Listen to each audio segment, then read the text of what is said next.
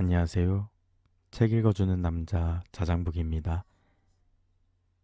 오늘 읽어드릴 책은 휴엔스토리 출판사의 이석준 작가님의 작품 거봐요 오늘도 빛났잖아요 입니다. 첫사랑이기 때문에 기억되는 것은 아니다. 남자의 첫사랑은 무덤까지 간다는 말이 있다. 사실 이 말에 공감할 수는 없다. 물론 내 기억 속에도 첫사랑은 분명 남아있지만 난 이제 고작 26년밖에 살지 않았고 첫사랑을 잊기에는 내 뇌가 아직 부지런하다. 무엇보다 나는 아직 무덤으로 가지 않았으니까 말이다. 그렇다고 공원에서 친구들과 윷놀이를 즐기는 어르신에게 할아버지, 첫사랑을 기억하세요? 라고 여쭤볼 수도 없고 어머니와 낭만적이지 않지만 결코 부족하지 않게 사랑을 이어가는 아버지에게 첫사랑을 물어보는 멍청한 아들이 되고 싶지도 않다. 생각해보면 그 무덤까지 간다는 기준이 무엇인지도 모르겠다. 첫사랑의 이름을 기억한다는 것인가? 얼굴을 잊지 않으면 되는 건가? 몇 살에 며칠 사귀었는지 기억하면 되는 것인가? 아니면 내 머릿속 기억의 서랍 그 한 구석에 간직하고 있는 것인가? 분명 난 아직까지 나와 사귀었던 모든 여자친구의 이름과 얼굴, 언제, 얼마 동안 사귀었는지 기억한다. 하지만 나이를 먹고 뇌도 함께 늙으면 언젠가 잊힐 것이다. 하지만 만약 맨 마지막 질문, 그 사람과 행복했던 감정을 머릿속 한 구석에 간직하고 있는 것이 무덤까지 간다의 기준이라면 나는 첫사랑이 아니라 나와 사귀었던 모든 사랑뿐만 아니라 사귀지 못했던 짝사랑까지도 머릿속 한 구석에 평생 자리 잡고 있지 않을까 싶다. 첫사랑이든 두 번째 사랑이든 새로운 사랑이 찾아온다는 것은 옛사랑은 이미 끝나버렸다는 것. 사랑의 끝은 결코 좋을 수 없기에 마음속에 상처를 남겼다는 것이다. 그 상처는 분명 시간이라는 최고의 처방을 받으며 차츰차츰 아물겠지만 그 상처는 아물었을 뿐이지 상처를 나기 전으로 되돌릴 수는 없는 일이다. 사랑도 그렇다. 나중에 또 다른 사랑으로 덮을 수는 있으나 결코 없던 일이 될 수는 없는 것이다. 하지만 사랑이 상처와 다른 것은 아프기만 했던 것은 아니라는 것. 사랑했던 순간, 그렇기에 행복했던 시절들이 분명히 남아있다. 그렇기에 나는 항상 지나간 사랑들을 모두 기억한다. 그렇다고 그 사람을 계속해서 사랑한다는 것은 결코 아니다. 그냥 그 추억을 간직하고 있는 것뿐이다. 오래된 필름 사진을 꺼내보는 것처럼 간혹 그때의 기억을 떠올려 살며시 미소를 짓는 것일 뿐. 남자의 사랑은 무덤까지 간다고? 맞는지는 모르겠지만 또 아니라고도 못하겠다. 다만 추가하고 싶은 말은 남자라서가 아니라 첫사랑이라서가 아니라 내게는 모든 사랑이 그저 사랑이었다는 이유만으로 평생 기억될 것 같다. 1초면 충분해. 추운 날 건네준 따뜻한 자판기 커피. 힘들 때 해준 응원 한마디. 너에겐 스쳐가는 잠깐이겠지만 나에게는 몇백 번을 더 곱씹게 되는 그 순간. 당신에겐 별거 아닌 짧은 시간이 누군가에겐 모든 걸 빼앗길 수 있는 시간일 수도 있다. 나의 첫사랑에게. 사실 이 책을 쓰면서 꼭 넣고 싶은 내용이면서도 걱정되는 부분이 지나간 사랑에게 편지를 쓰는 것이었어. 봐줬으면 하면서 쓰는 것이지만 한편으로 그 사람만은 보지 않았으면 하는 마음으로도 이 편지를 써본다. 특히나 첫 번째로 좋아했던 너이기에 잘 써질지 모르겠다.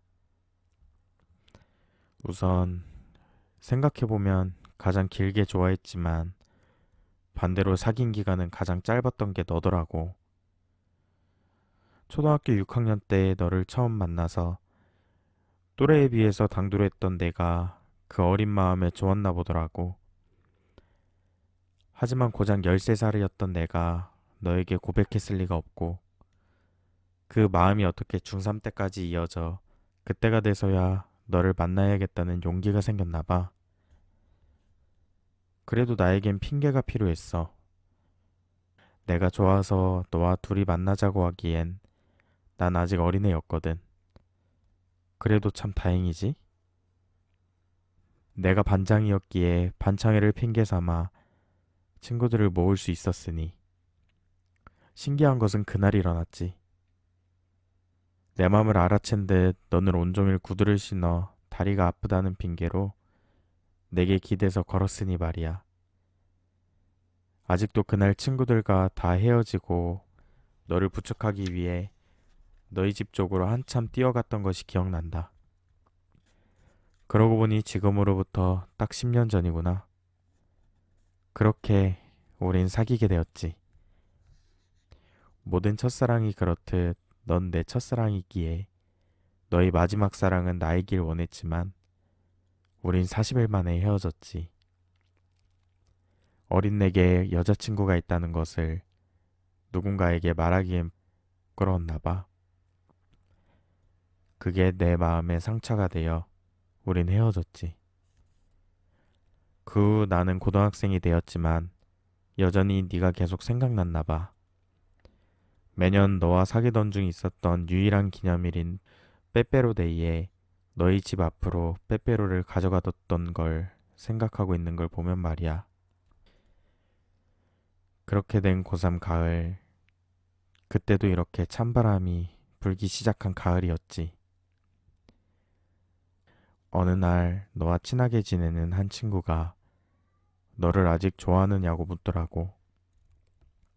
나야 뭐 그렇다고 대답하면서 절대 너에게는 말하지 말라고 했지. 근데 사실 이렇게 말하면 다 너에게 말할 것 같아서 그랬어.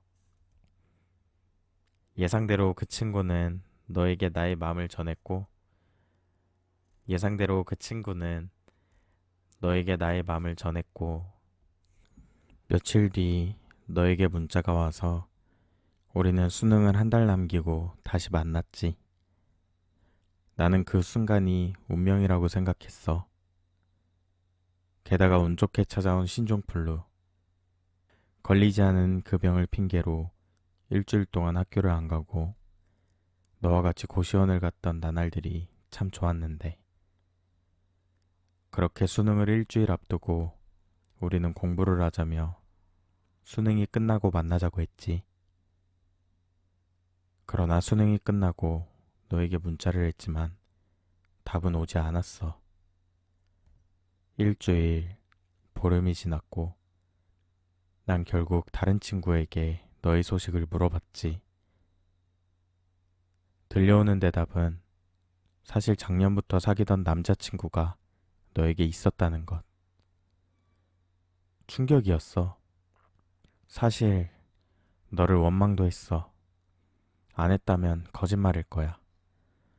그래도 내가 너에게 상처 준 것이 있으니 그 업보라고 생각해. 그렇게 넌 내게 첫사랑으로 기억되었지.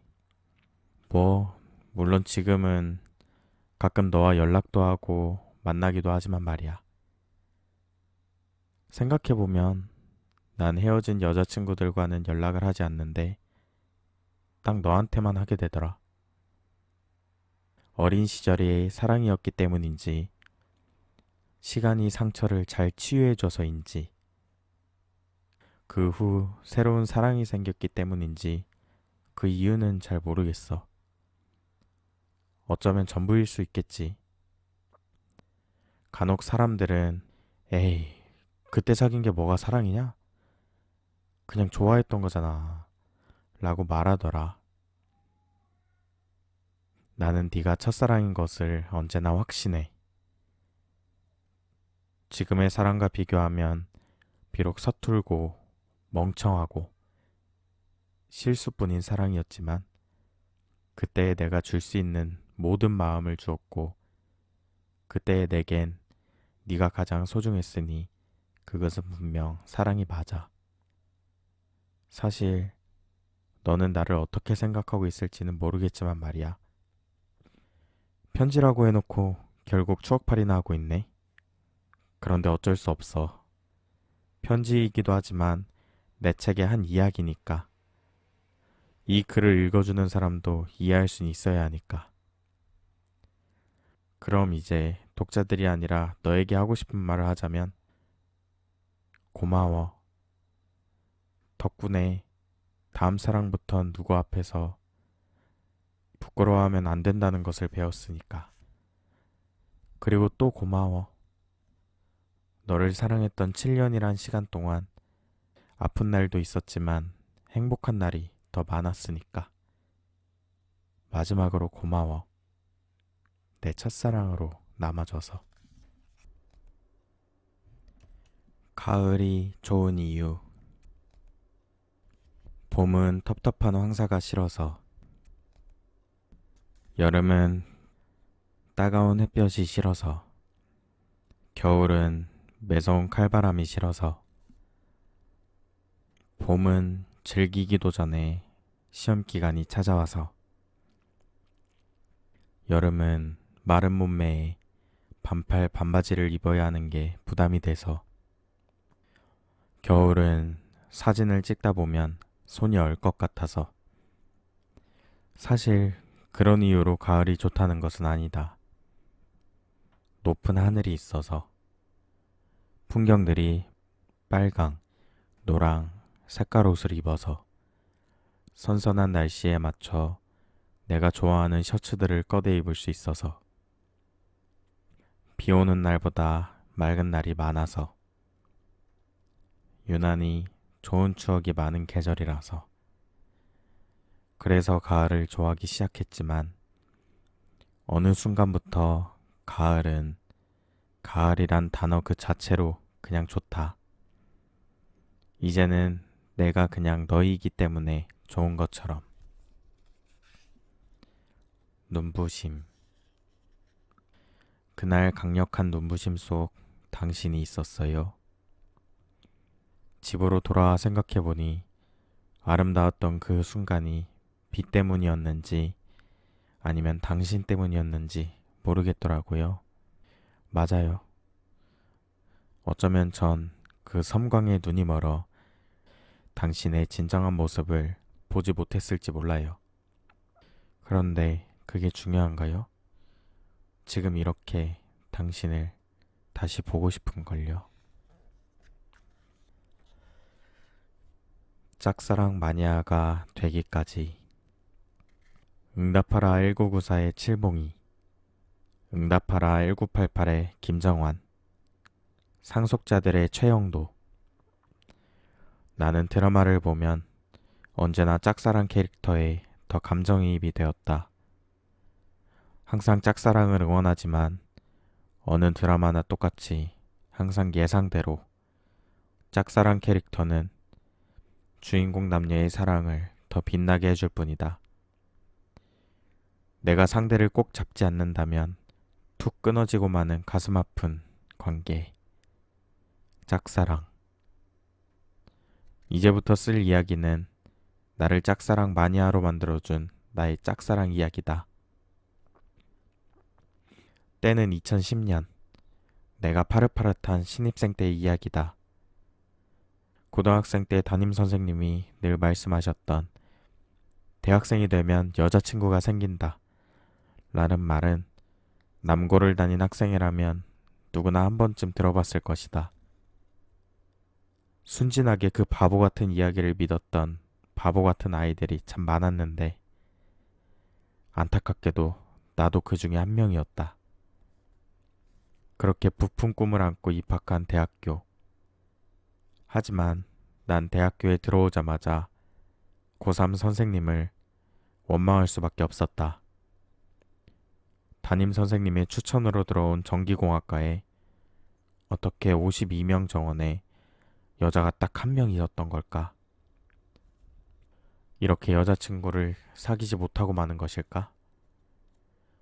하지만 우리 학과만 저주받은 것이지 온 세상이 칙칙한 것만은 아니기에 내게도 20살의 순수함을 다 바칠 여자아이를 통기타 동아리에서 만났다. 조그만 키에 귀여운 얼굴, 기타를 치는 작은 손을 꽉 잡아주고 싶어지는 동기 여자애였다.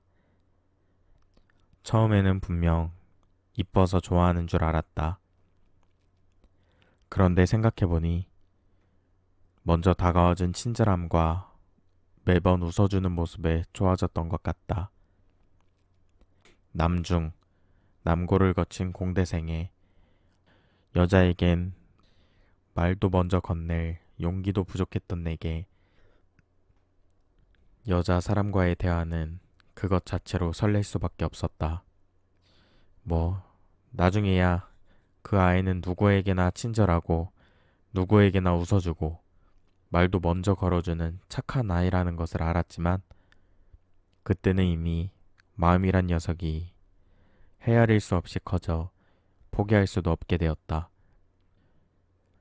이후로 매일매일 문자는 기본이요. 그 아이가 싸이월드 미니홈피에 언제 글을 쓸까? 집에 있을 때는 모니터만 바라보았다.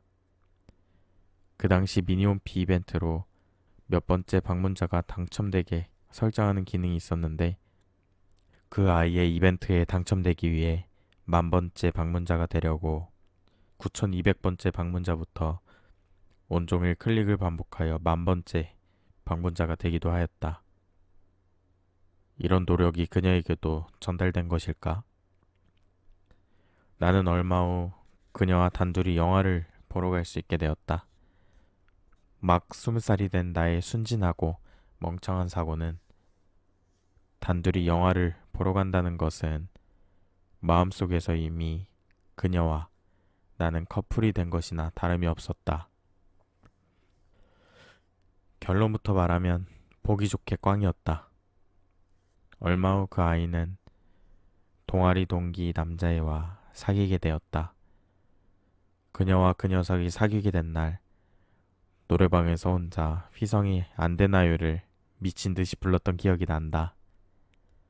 웃겼던 것은 나와 그 동기 남자애랑은 제법 친했는데 그 남자애는 내가 그 여자애를 좋아하는 것을 몰라서 연애 상담을 내게 했다는 것이다. 심지어 고백하러 가는 전날까지도 나는 그 남자애에게 연애 상담을 해주었다. 지금 생각하면 미친 짓 같지만 20살의 나는 그 여자아이가 그 남자아이와 사귀는 것이 행복하다면 그 자체로 응원해주고 싶었나 보다. 이후 그 커플은 며칠 만에 깨졌는데 나중에 내가 그 여자아이를 좋아했다는 것을 알게 된 남자아이에게서 내가 나랑 걔랑 사귀다 빨리 깨지게 하려고 잘 되라고 부추긴 거 아니야? 라는 개똥 같은 소리도 들었지만 그 녀석은 좋아하는 여자가 좋아하는 바로 그 남자의 연애 상담을 들어주는 내 기분을 1%도 알지 못할 것이다. 지금의 나라면 일부러 깨지게는 못해도 사귀지 못하게 살살 멀어지게는 했겠지만 말이다. 이때쯤부터 이미 나는 그녀와 이루어질 수 없다는 것을 어렴풋이 알고 있었다. 하지만 마음이란 녀석이 야속하게도 누군가를 생각하지 않으려고 애를 쓰다 보면 누군가를 얼마나 많이 생각하고 있는지 깨닫게 된다. 그래서 나는 그녀를 좋아하지 않는 것을 포기했다. 말 그대로 작정하고 짝사랑을 시작했다.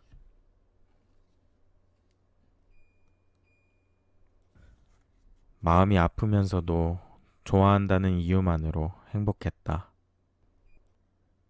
주변에서는 고맙게도 걱정을 많이 해줬다.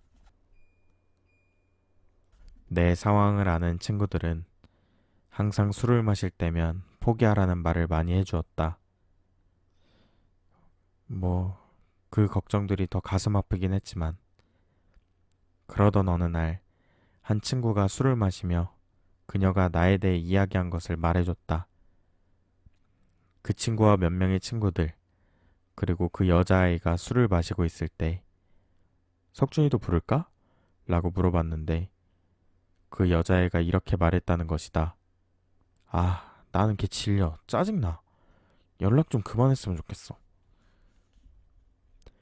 그 이야기를 듣고 덤덤하게 넘기려 했지만 어린 나이에 충격을 받긴 했다. 그냥 좋아했던 것, 그뿐이었는데 질리는 사람이 되어버렸다. 사실 그 말을 들은 것보다 더욱더 슬펐던 것은 그런 말을 들었음에도 그 여자아이를 포기하는 데까지 2달이 더 걸렸다는 것이다.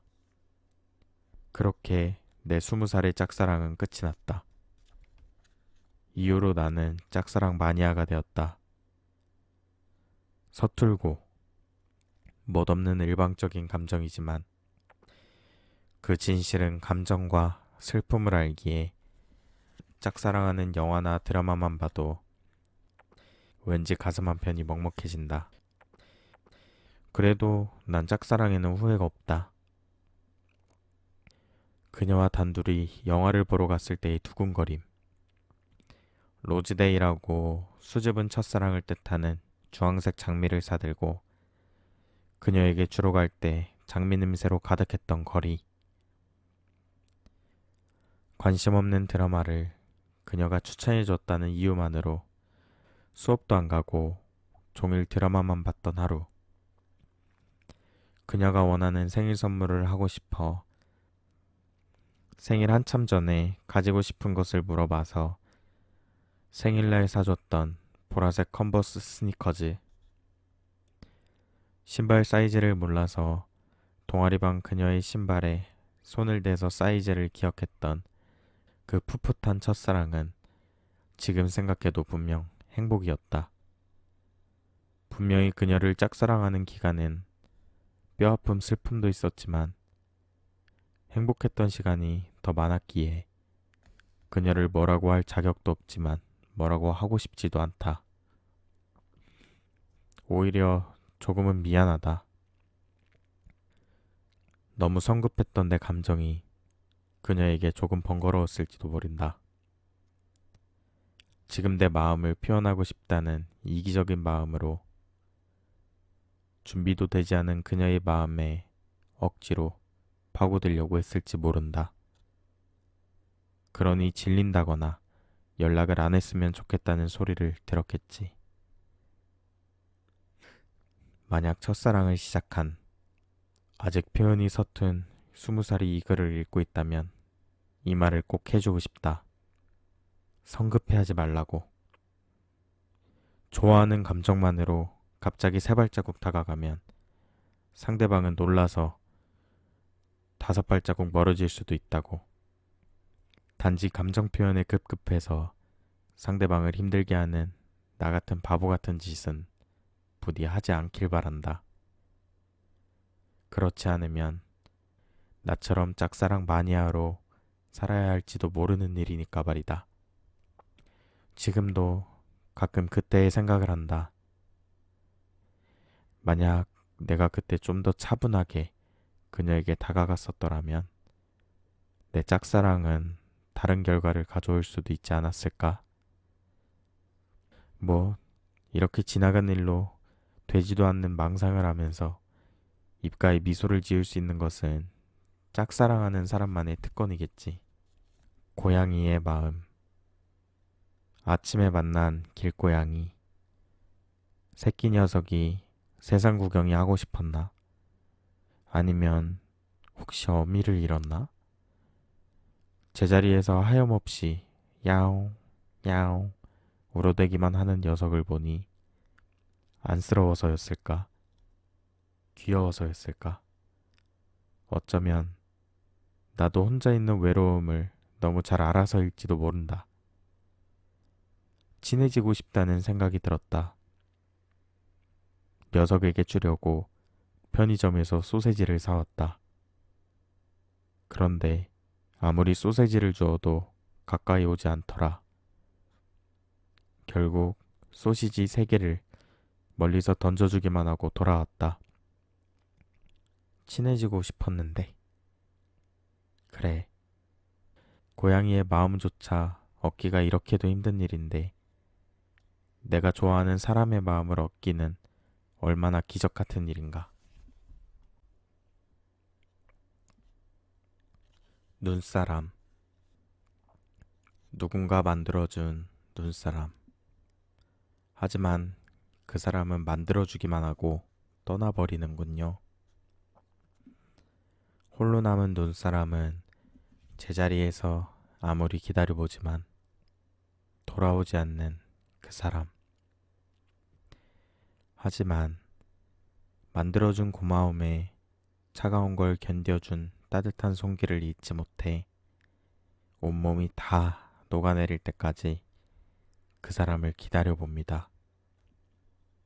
나의 마음은 눈사람과 같습니다. 호수와 돌멩이. 당신은 말했어요. 내 마음은 돌멩이가 던져진 호수 같다고. 작은 돌멩이에도 너무나 쉽게 흔들려 버리고는 잠시 기다리면 멈춰버릴 그 물결을 보고 감히 사랑이라고 말하고 있는 그런 철없는 마음이라고.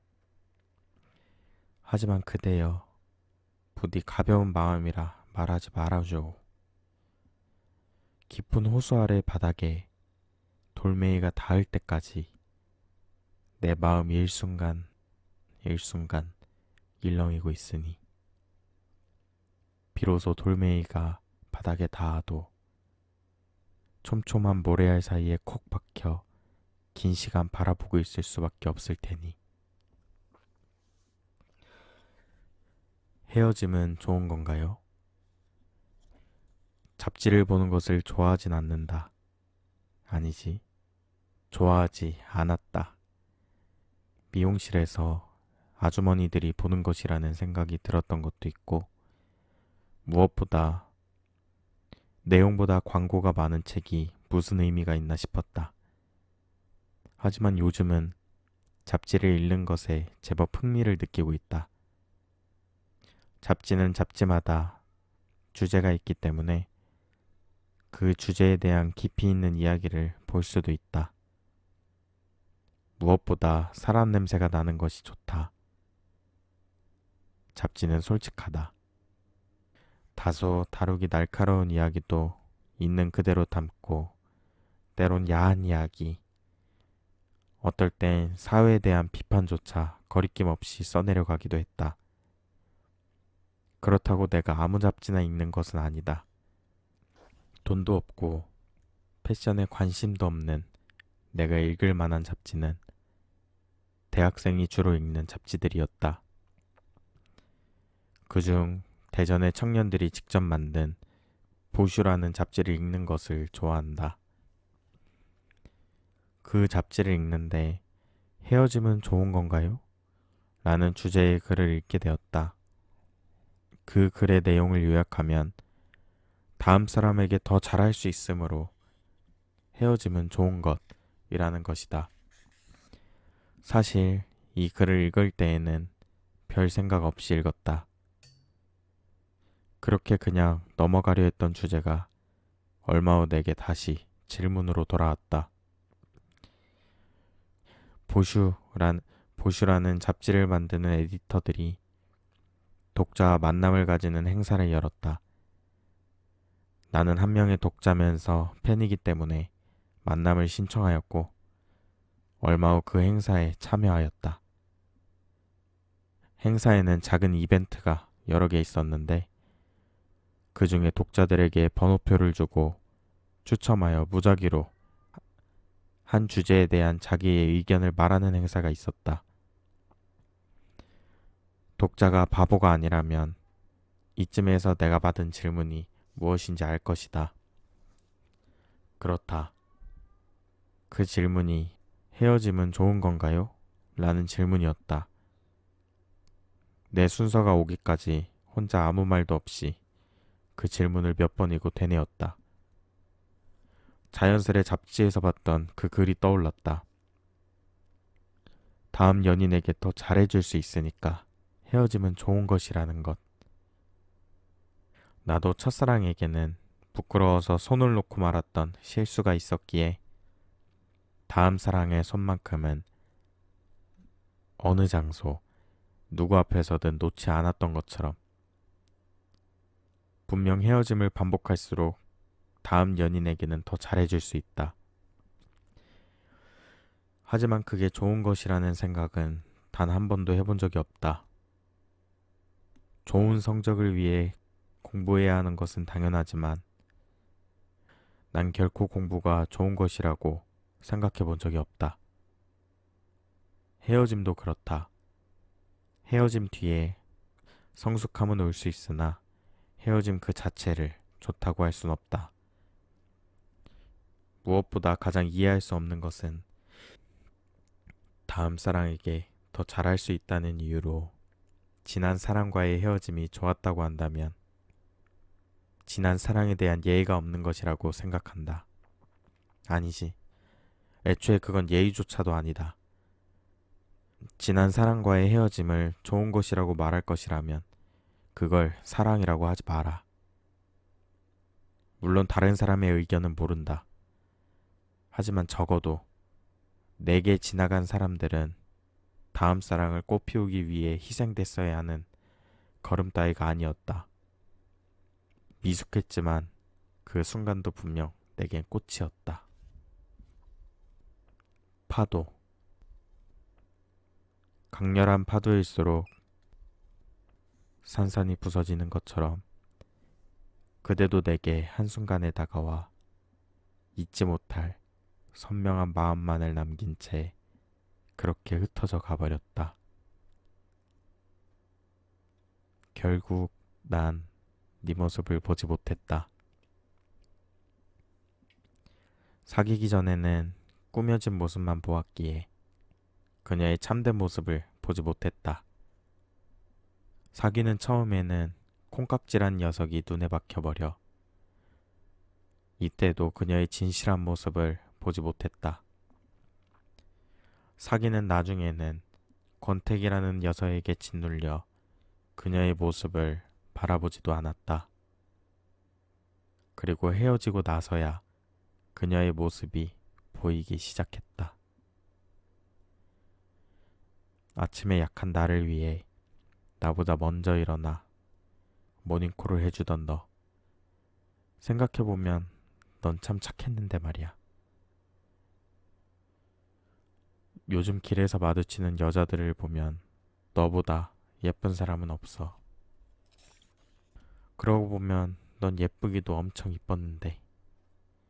일기예보를 보지 않는 그녀이기에 비 오는 날이면 우산을 2개 챙겨 건네주면 행복해하는 널 보면 맞아. 너보다 그 웃음을 보는 내가 더 행복해질 수 있었지. 그래. 이제야 너의 진짜 모습이 보이기 시작했다. 너는 내가 좋아할 수밖에 없는 사람이 맞다. 그런데 난 왜 그 모습을 지금에서야, 다 늦은 지금에서야 알았을까? 이런 생각을 하고 얼마 후 널 다시 보고 싶다는 그리움 때문이었을까? 널 놓쳤다는 후회 때문이었을까? 소주 한 잔 생각이 간절하여 친구를 만나서 맥주집을 갔다. 술 기운을 빌려 조금 오그라들었지만 헤어진 후에야 그녀의 진짜 모습이 보인다고 친구에게 말했는데 한참을 차분히 듣던 친구가 내게 딱 한마디를 했다. 넌 지금도 그리움에 가려서 그의 진짜 모습을 보지도 못하고 있네.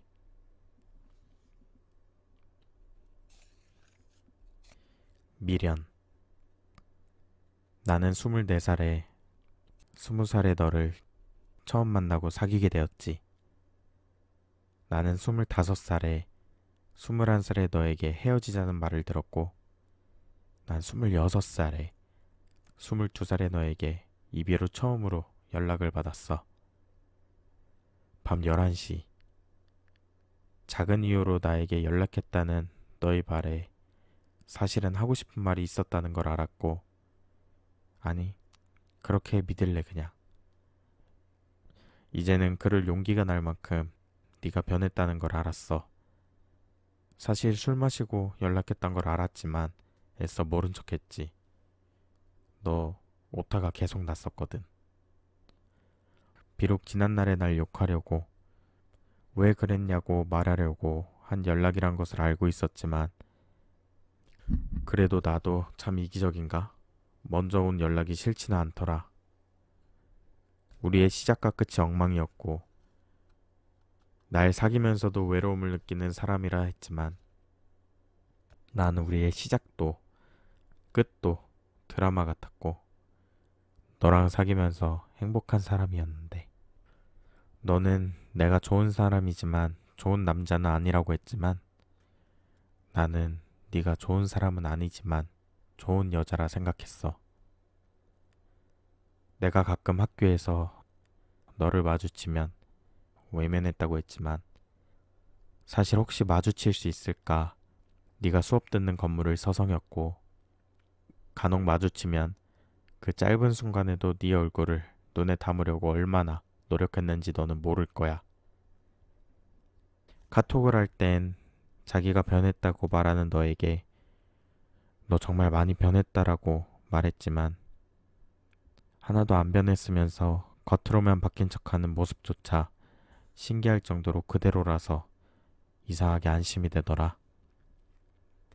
너는 내게 미안하단 말을 듣고 싶어 연락을 했을 테니 미안하다고 했지만, 사실은 헤어지고 2달도 안 돼서 내가 아는 후배와 사귀는 너를 보고 기분이 좋지는 않아 엄청 미안하진 않았어. 그래도 예나 지금이나 나도 바뀐 게 없이 너에게 또 거짓으로 미안하다고 하는 걸 보니 역시 너나 나나 사람은 쉽게 안 변해. 그치? 넌 내게 새로운 여자를 만나라고 했지만, 맞아. 나도 그러고 싶은데 아무리 그래도 너한테 다음 여자친구는 어떤 사람을 만날 거야 라고 말하고 싶진 않은데 말이지. 넌 계속 내게 다음 여자친구한테는 나한테 한 것처럼 하지 말라고. 하지만 적어도 다음 여자친구한테는 너한테 했던 것보다 더 잘할 거라고. 너한테 말하긴 조금 힘들다. 맞아. 네 말대로 아직 미련하게 너한테 미안해서 그런 말을 잘 못하겠는데, 넌 엄청나게 믿게도 지금의 남자친구 이야기와 내 앞으로의 여자친구 이야기를 하는구나. 여전히 미련 없이. 괜찮아. 나 생각보다 연기 잘해서 안 아픈 척 잘하니까. 어느덧 새벽 3시. 톡을 끝내야 하는 시간. 지나간 추억을 다시 지나간 추억으로만 되돌려 보내야 하는 시간. 다신 이런 기회는 없겠지. 너에게 먼저 연락할 일은 없을 테니. 어중간한 마음으로 연락해서 너에게 상처를 다시 기억나게 하고 싶진 않거든. 그래도 넌 어중간한 마음으로 나에게 상처를 줘도 괜찮으니 네가 다시 연락하길 바라기에 카톡 목록에서는 여전히 숨긴 친구지만 차단은 못하겠다. 잘 지내? 아니, 잘 지내지 마. 그래도 잘 지내. 오늘은 여기까지입니다. 다음 주부터는 책을 읽기 전 여러분들과 소통하는 시간을 가져보려 합니다.